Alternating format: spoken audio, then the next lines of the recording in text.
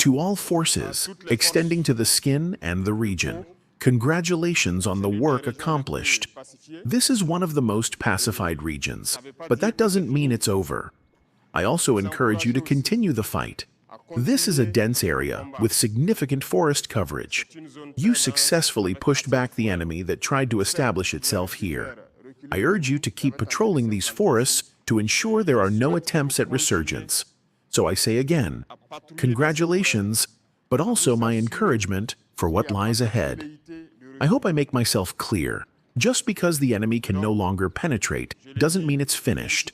This is a war. Here we are at the National Commando Training Center.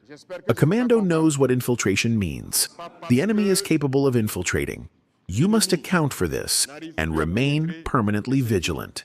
After this, I want each of you to reflect deeply on your commitment. Your commitment. Because we have a war imposed upon us. Today, more than ever, all fighting forces must understand why we fight. I often tell unit leaders to explain to their troops, we fight not because we want to, but because we were attacked. They came to impose war on us. Why? I believe everyone must understand. They want our lands without us. This didn't start today. It has always been this way for Africa. Remember slavery when they came to deport countless Africans, the strong, the able-bodied, those of reproductive age. They emptied Africa. Then came colonization. They settled among us, massacred us, slaughtered our ancestors. Africa was colonized repeatedly. Today, more than ever, it's a new form of colonization. Why does Africa suffer so much? Because we have resources coveted by imperialists. Every one of you must understand this. If you stand on the front lines, ready to fight to the ultimate sacrifice, it means you grasp the meaning of your commitment. You came to defend the nation, to protect this land bequeathed by our ancestors. Our predecessors wrote our anthem. Listen to the anthem of Burkina. It begins with contre, against, because they opposed various forms of colonization. The Burkinabe is against humiliation. We are against all forms of domination. The Burkinabe is against neo-colonialism. You must internalize all this. Understand they wrote the anthem to oppose certain realities in this world. They defended this land and left it to us. Our duty is to fight and defend our lands too, to pass them to our children. Today, we fight not necessarily for ourselves, but for our children. Who here does not love their child? For those who have children, everyone loves their child. If danger threatened a child, the father would take the blow to spare the child, meaning the father prefers to die so the child survives. So we fight today for future generations, to leave them better land where they can live freely. There can be no reservation in this fight. We will oppose everything these dominators try to impose, and you must continue fighting for that. Listen well to our anthem. It should motivate you further. Commit. Because, as I often say, Burkina is very rich. Today, our numbers have grown in the armed forces and internal security forces. Equipment-wise, we've also made huge efforts. But where did we get these resources? Understand there was mismanaged wealth, and there's even more. As some might think or imagine, there is no bank in this world that lends you money to buy weaponry. They don't lend for arms. If you want to arm yourselves, you must use your own funds. But in the recent past, we were projected. We weren't armed like this, far from it.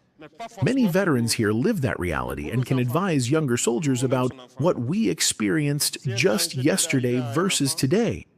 That should motivate you to fight. This is very important. Fight for your lands. Fight to leave a better Burkina for future generations. Fight so we can decently exploit our resources for our own benefit. We've launched many initiatives. Our parents in villages are generally pleased with what we're doing for them in agriculture, as our population is mostly agrarian, and in road infrastructure for mobility. But all this is with our own resources. You see images from other countries and wish yours resembled those so-called developed nations. You might think it's impossible, Well, it is possible.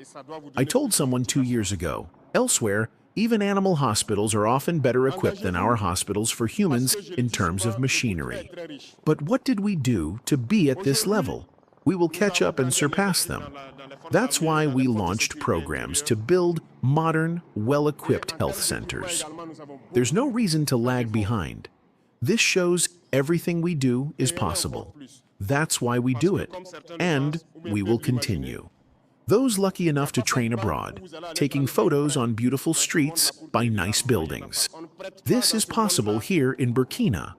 That's what we will do, so you can live comfortably. But to achieve this, we must fight first.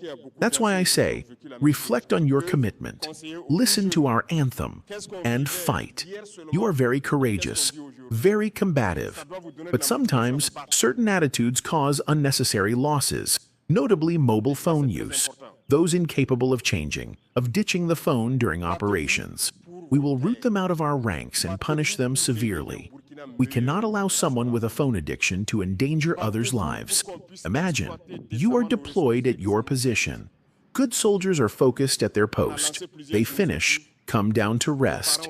Then a saboteur is at the post on his phone, on TikTok or whatever, until the enemy approaches, attacks, and the good soldiers resting might die.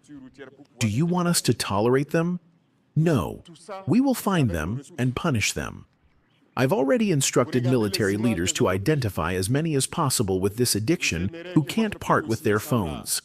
We will find them and punish them because what they do is criminal. We cannot tolerate this. We sensitize, but we cannot tolerate. You can keep basic phones just to call family, but without reason. Those with relatives who are magistrates or serve on courts judging terrorists can inquire with them, whether from court testimonies, captured terrorists, or those who surrender. They unanimously tell us they succeed in attacks due to our soldiers' excessive phone use. So, if there's no self-awareness to stop, we will crack down. Soon, you'll see people dismissed, surely imprisoned, because they endanger lives and can't quit.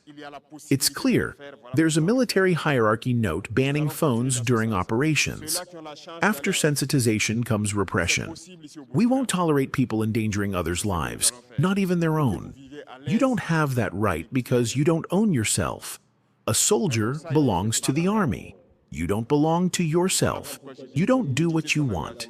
You do what the army wants. Everyone must spread this message to combat this phenomenon. I emphasize this because it's serious. It cancels out your courage and often causes us to lose good fighters resting while a false fighter lets the enemy approach. Fight this excessive phone use. Pass this message as clearly as I give it to you to your comrades. I know soldiers of all ranks are here. Pass it clearly. Also, beware of those spreading poison within the ranks.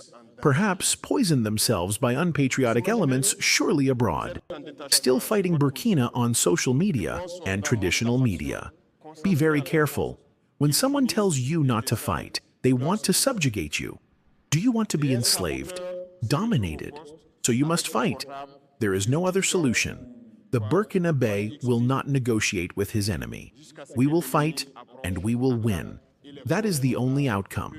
There will be no negotiation with anyone. We will fight. Those who attacked us will die on this soil. We will yield nothing, not a single square centimeter. Continue preparing.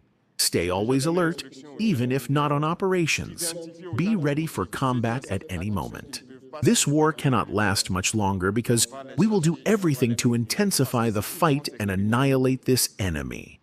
Congratulations to all fighting forces. I wish you to continue uniting with the civilian population. This is crucial. We didn't always have this love between army and civilians. Years ago, it wasn't easy. Endless petty fights in neighborhoods. But today, army and people are united. This is the essential factor for operational success. You get intelligence, information, as needed. You have moral and psychological support. So there's no reason for low morale, no reason not to push forward. Continue cultivating this love with the population. Continue helping them. Continue fostering unity among them. Our past decades of bad politics fragmented our social fabric, dividing people over trivialities. Your role today is also to help unite them, because your voices carry weight. Civilians believe in you now. When a soldier stands and speaks to civilians, they listen. It's easier for civilians to act on your words. Each of you must be an ambassador for peace and cohesion among our civilian brothers and sisters. Continue playing this role. Use these moments of affection to talk to them, unite them, help them drop divisions born only from politics. You must contribute to this. Being a soldier isn't just holding a weapon, running, killing. You are trained beyond that. If you defend a homeland, it's because you embody all these values and must leverage them to unite your civilian populations. Good training to those still in courses. Good courage. Don't lose morale. It's tough here, but only the tough pass, and you are tough, so you must pass. For those on the ground, I wish you the best of luck in operations. Continue scouring the forest to detect possible infiltrations. Continue protecting these populations who believe only in you, who count only on you. May God accompany you in your missions. May God protect you throughout your battles.